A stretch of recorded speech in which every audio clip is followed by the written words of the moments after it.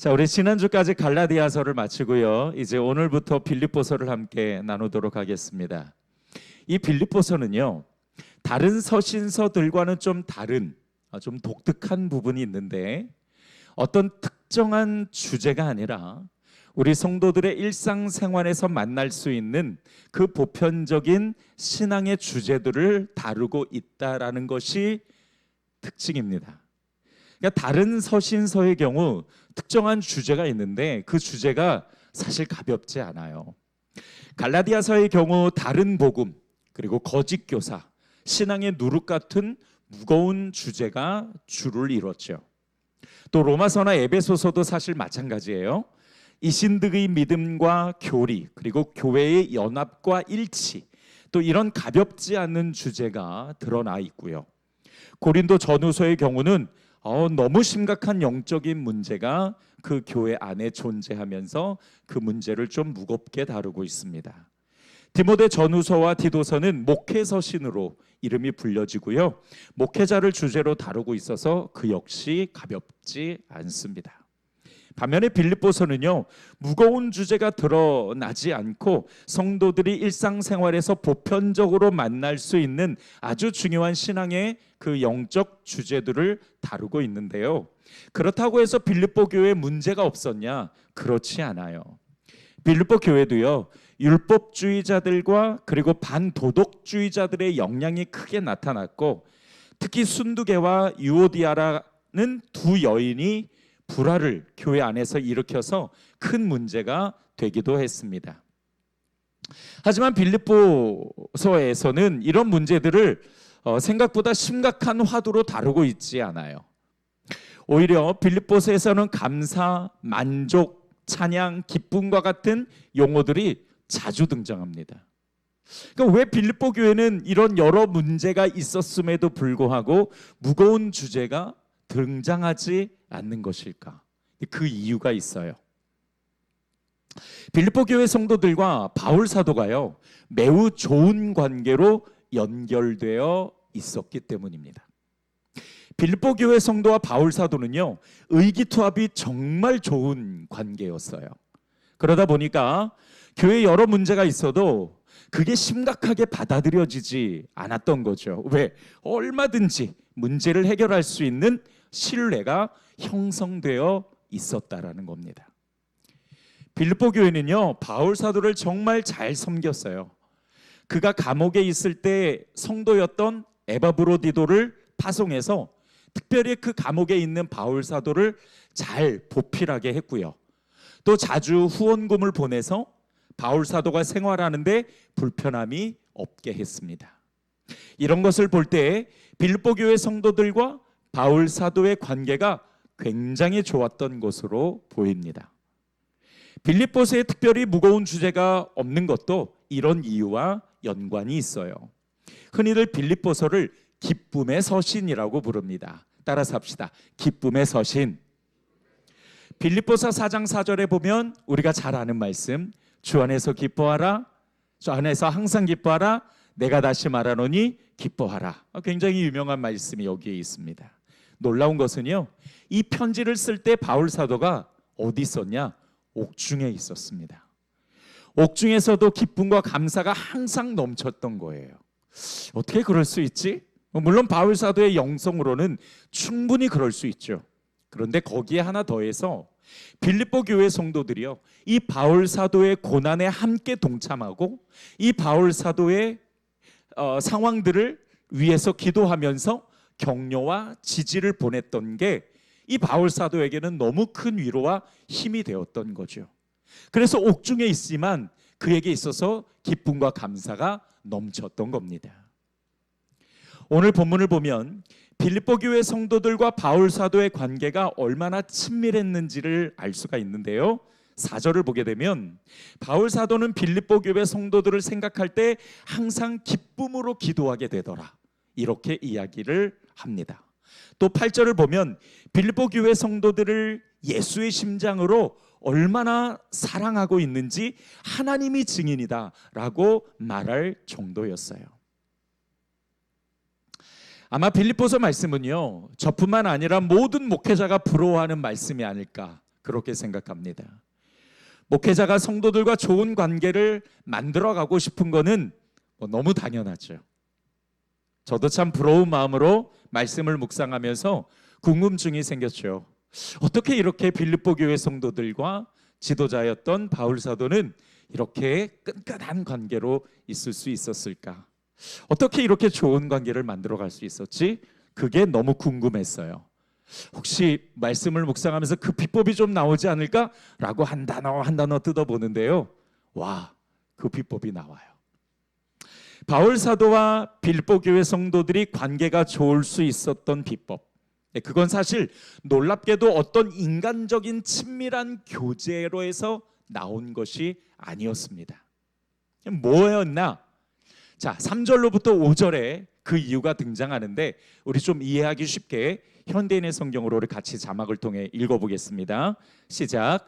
나는 여러분을 생각할 때마다 나의 하나님께 감사하며 기도할 때마다 항상 여러분 모두를 위해 기쁜 마음으로 간구합니다. 그것은 여러분이 처음 그리스도를 믿을 때부터 지금까지 기쁜 소식을 전하는데 협력해 왔기 때문입니다. 자, 저 5절을 띄워주세요. 5절이 저 이유입니다. 빌립보 교회와 바울 사도가 그렇게 끈끈한 관계로 의기투합할 수 있었던 이유, 그것은 이 빌립보 교회가 처음 시작할 때부터 바울 사도의 복음 사역에 함께 협력했기 때문이었습니다. 또 7절을 보면 바울 사도가 감옥에 있을 때나 밖에서 복음을 전할 때도요, 마음을 같이 하면서 함께 그 복음을 위해 고생했던 것을 보게 됩니다. 한마디로 바울 사도와 빌립보 교회 성도들은요, 복음으로 의기투합했던 거예요. 이것이 빌립보 교회와 바울 사도의 관계가 좋았던 이유였습니다. 여러분, 교회도요, 의기투합이 필요해요. 세상 공동체뿐만 아니라 나의 친한 사람들뿐만 아니라 교회 안에서도요, 이런 의기투합이 필요하다고요. 다만 무엇을 위해서 의기투합하느냐, 어떤 목적으로 의기투합하느냐, 이게 참 중요하죠. 교회는 하나님이 예수 그리스도의 핏값으로 세우신 곳인 줄 믿으시기 바랍니다. 예수님의 생명을 머금고 있는 곳이에요. 진리와 복음이 넘치는 곳입니다. 모든 성도가 예수 그리스도의 마음을 품고 그 진리를 사수하며 복음으로 하나가 되는 교회가, 하나가 되는 공동체가 바로 교회죠. 그런 공동체가 바로 건강한 공동체로 세워지는 겁니다. 그러니까 여러분, 우리가 새한교회가 의기투합해야 될 이유가 어디에 있냐? 복음에 있다라는 거예요. 모든 성도가 복음을 바르게 배우고, 그리고 그 배운 복음을 가지고 밖에 나가서 전파하기 위해서 힘써 나아간다면 하나님이 기뻐하시는 교회로 성장하고 발전할 수 있는 것이죠. 여러분, 초대교회를 보세요. 초대교회는 다른 것에 집중할 틈이 없었어요. 모든 성도가 모여서 사도들의 가르침을 받습니다. 말씀과 기도의 교제에 힘씁니다. 그리고 날마다 모여서 하나님을 예배하고 찬송하죠. 그랬을 때 하나님이 믿는 자들을 날마다 더하신 것을 보게 됩니다. 교회가 의기투합하는 목적이 세상적인 것이 아니라, 나와 친해서 그런 게 아니라 오직 말씀과 기도와 예배, 그리고 서로 은혜를 나누는 영적 교제가 있을 때, 이렇게 교회가 본질에 집중하고 힘쓸 때 교회는 건강하게 세워져 가는 것이죠. 자, 그렇다면 이제 우리가 지금부터 집중하고 힘써야 될 게 뭐냐? 이겁니다. 모든 성도가 다른 데 시선을 두지 않고 오직 교회의 본질을 세우는 데 시선을 두는 것이죠. 초대교회가 보여준 교회의 본질을 쫓아 말씀과 기도와 예배, 그리고 함께 은혜를 나누는 영적 교제에 힘쓰며 의기투합할 때에 하나님이 세우신 이 교회가 하나님의 뜻대로 세워지며 신선하고 성숙한 공동체로 성숙해 나아갈 줄 믿습니다. 자, 오늘 우리는 빌립보 교회의 특징을 함께 보았습니다. 여러 특징이 있지만 그 중에서 다른 교회가 가지고 있지 않은, 빌립보 교회만 가지고 있는 아주 중요한 특징은 성도와 그리고 목회자와의 관계가 복음으로 의기투합해서 끈끈한 관계를 가지고 있었다라는 것. 그렇기 때문에 교회에 어떤 문제가 있어도 결코 그 문제가 교회에 대두되지 않을 정도로 너무 건강하게 세워져 갔던 겁니다. 자, 오늘 말씀에서 우리에게 주시는 영적인 메시지를 정리하고 마치도록 하죠. 첫 번째, 그래서 교회는 오직 복음이 중심이 되어야 합니다. 자, 우리 같이 1번 적용 대목을 함께 있습니다. 시작. 그래서 교회는 오직 복음이 중심이 되어야 합니다. 빌립보 교회와 바울 사도가 친밀했던 것도 다른 것이 아니죠. 복음이 중심이 되어 의기투합했어요. 그 복음 사역에 함께 동참했기 때문에 그 교회가 건강하게 세워졌던 겁니다. 예전에 제가 차 안에서 라디오를 듣는데 이런 이야기를 들었어요. 바둑 기사들이 대국이 끝나고 나면은 꼭 하는 게 있습니다. 혹시 바둑 드시는 분들은 잘 아실 텐데, 바둑 기사들이 끝나고 나면 꼭 하는 거 혹시 뭔지 아십니까? 오, 맞아요. 복기입니다. 이 복기를 하는데 이게 뭐냐면 대국했을 때와 똑같은 자리를 다시 한번 놓으면서 잘한 것과 잘못한 것을 점검한다는 거예요. 그런데 여러분, 바둑돌이 한두 개가 아니잖아요. 그 바둑판을 거의 다 채우는데 이거를 어떻게 다 기억을 할까? 저도 그게 되게 궁금했거든요. 근데 리포터도 궁금했나 봐요. 기자도 궁금했나 봐요. 그래서 기사한테 물었어. 아니, 이게 한두 개도 아니고 어떻게 그 많은 자리에 똑같이 놓을 수 있냐고. 그만큼 머리가 좋아야 되는 거냐 그랬더니 그게 아니라 단 한 개의 돌도 의미 없이 놓인 것이 없어서 다 기억을 한다라고 이야기를 하더라고요. 여러분, 교회도 그렇습니다. 교회가 가장 유의미하게 생각해야 되는 것이 뭐냐? 교회가 가장 핵심 가치로 두어야 되는 것이 무엇이냐? 결국 교회는 그 방향으로 흘러갑니다. 우리가 세상적인 것을 가지고 계속 논의하면 교회는 결국 세상적인 것을 향해, 비진리를 향해 갈 수밖에 없고, 교회가 오직 복음을 가지고 함께 애를 쓰고 그 복음을 향해 가지고 나아가면 결국 교회는 그 방향으로 가게 되는 것이죠. 교회가 가장 중요하게 생각해야 될 것이 뭐냐? 복음입니다. 복음을 가장 핵심 가치로 둘 때 교회는 가장 교회다운 모습을 갖추게 되는 것이죠. 미국의 개혁주의 목회자이자 강력한 영향력을 가진 팀 켈러 목사님이라는 분이 계십니다. 이분이 쓴 책이 참 많은데요, 제가 여러분께 추천해드리는 강력 추천 도서 중 하나예요. 팀 켈러 목사님 책은 다 좋아요. 그래서 여러분이 꼭 어떤 것이든 간에, 뭐 기도에 관한 것이든 뭐 성경에 관한 것이든 꼭 읽어보시면 참 좋겠고요. 그 팀 켈러 목사님이 교회가 복음 중심이 되어야 된다라는 메시지를 정말 많이 강력하게 전파하신 분이었습니다. 그러면서 이런 말씀을 하셨어요. 모든 교회 사역과 개인의 삶이 예수 그리스도의 복음을 중심으로 이루어져야 된다. 그뿐만 아니라 우리가 잘 알고 있는 마틴 루터도요, 오직 성경, 오직 믿음, 오직 은혜를 통해 교회가 복음의 핵심으로 돌아가야 된다, 이렇게 주장하기도 했습니다. 앞서 말씀드린 것처럼 세상 모든 교회가 주목하고 닮아가야 될 교회는 초대교회에 있죠. 그런 초대교회가 가장 중요하게 생각했던 것이 바로 복음이었습니다. 그 공동체는 다른 거 하지 않았어요. 오직 복음을 배우고 결국 그 복음을 전파하는 것을 교회의 중심에 두었습니다. 복음은 교회의 심장입니다. 따라서 합시다. 복음은 교회의 심장이다. 교회의 심장이니까 곧 누구의 심장이기도 해요? 나의 심장이기도 한 거죠. 복음이 살아있는 교회가 심장이 뛰는 교회예요. 우리 각자 성도들의 신앙도 마찬가지입니다. 성도와 목회자가 복음으로 하나가 되어 의기투합할 때에 그것이 교회 가운데 가장 유의미가 되어서 하나님의 영적 가치를 창출하게 되는 것입니다. 자, 그렇다면 우리가 집중해야 될 복음은 구체적으로 뭘 이야기할까요? 즉, 우리가 복음으로 의기투합해야 된다라고 지금 빌립보 교회가 이야기를 하는 건데, 그러면 우리가 복음으로 의기투합한다라는 건 구체적으로 어떤 적용을 이야기할까? 성경은 두 가지를 이야기합니다. 하나는 전도이고요, 두 번째로는 말씀 교육입니다. 말씀과 전도, 이것이 성경이 이야기하고 있는 두 가지의 가장 중요한 모습이에요. 교회가 집중해야 될 복음의 핵심 가치가 되는 것이죠. 여러분 꼭 기억해 주십시오. 복음보다 중요한 것은 없어요. 교회가 복음에 집중하고 복음의 유의미를 둘 때에 비로소 건강한 교회로 세워져 가는 것입니다. 그러니까 그 복음이 뭐라고요? 전도하고 말씀을 배우는 것. 이것이 복음입니다. 우리 세안교회도 지금보다 더욱더 복음에 집중하며 복음으로 하나가 되는 교회가 되기를 주님의 이름으로 축복합니다. 두 번째로 하나님을 기쁘시게 하는 교회가 되어야 합니다. 에베소서 5장 10절을 보면 주께 기쁘시게 할 것이 무엇인가 시험하여 보라, 이렇게 말씀을 하세요. 그러니까 다시 말해서 교회와 성도는 오직 하나, 하나님을 어떻게 하면 기쁘시게 할 것인가를 고민하고 같이 기도하고 생각해야 된다라는 거예요.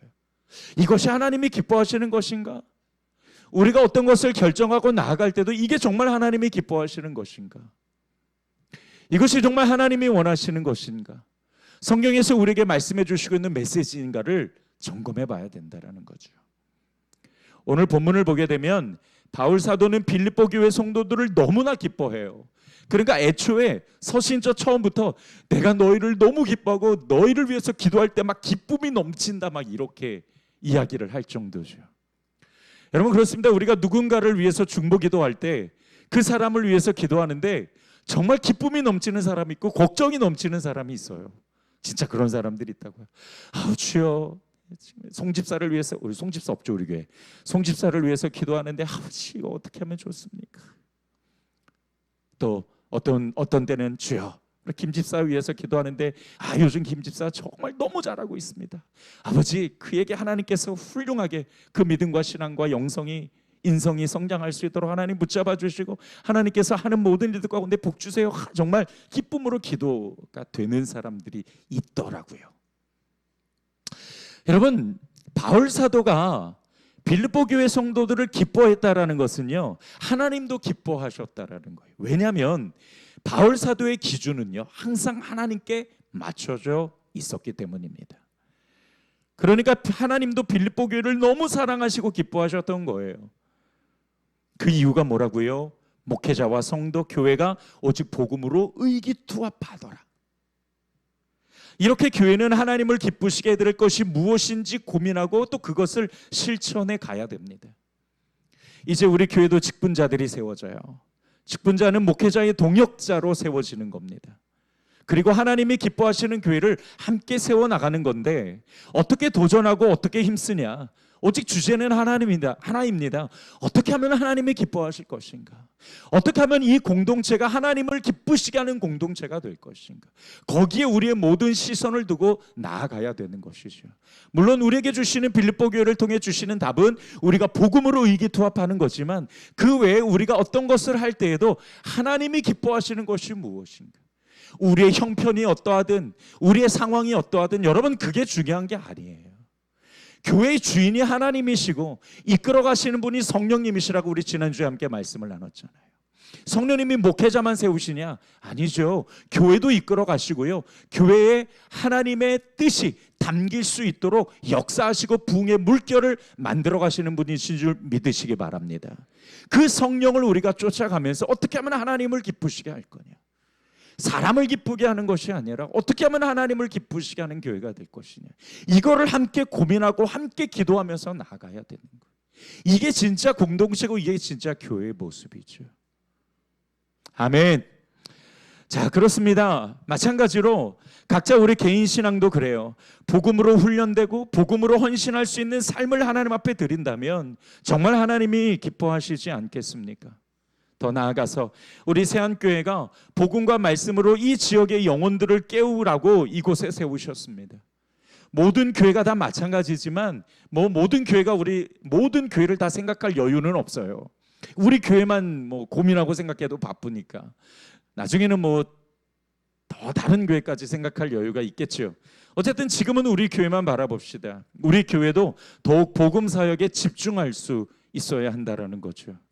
우리 세안교회가 말씀으로 이 지역의 영혼들을 깨우고 복음으로 심장을 뛰게 하는 것, 그것을 함께 고민하고 기도하며 의기투합하는 교회가 되기를 주님의 이름으로 축복합니다.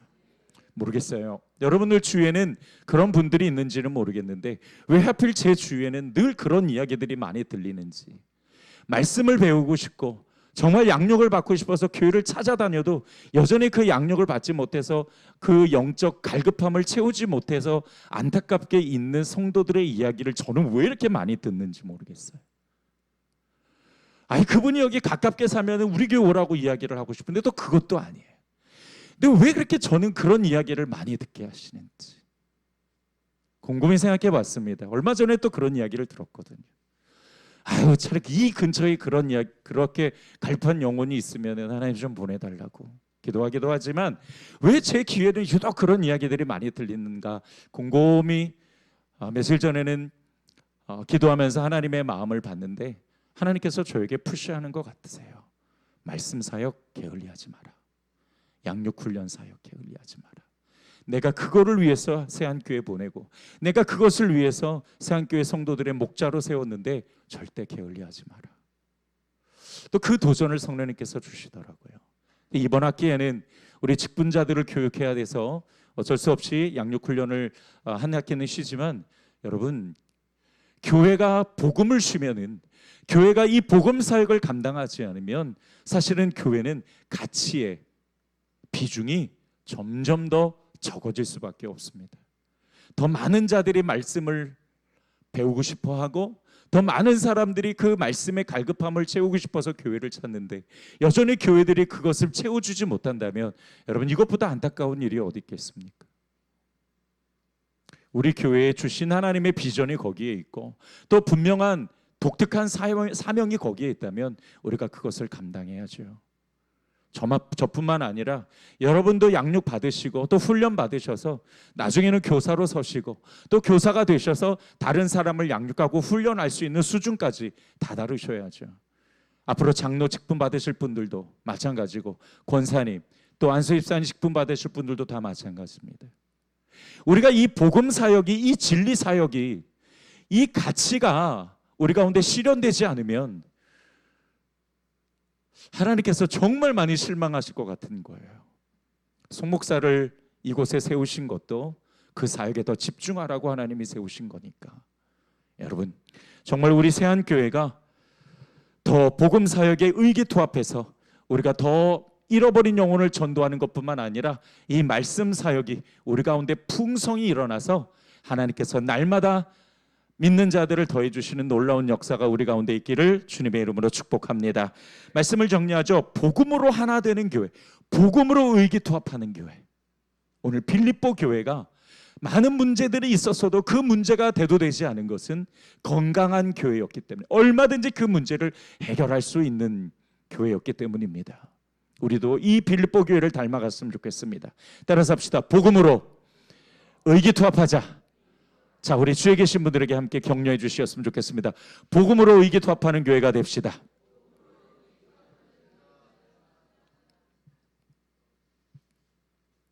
자, 우리 그런 교회가 될 수 있었으면 좋겠습니다. 더 나아가서 어떻게 하면 우리 교회가 또 우리 성도들이 하나님을 기쁘시게 드릴 수 있을까를 고민하는 교회, 또 그런 성도들이 되어야겠습니다.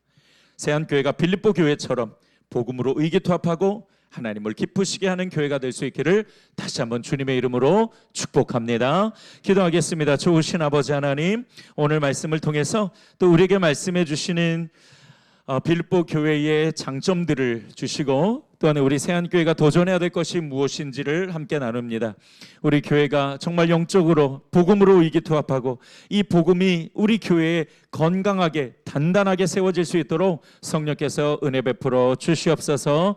감사드리고 예수님의 이름으로 기도드렸습니다. 아멘.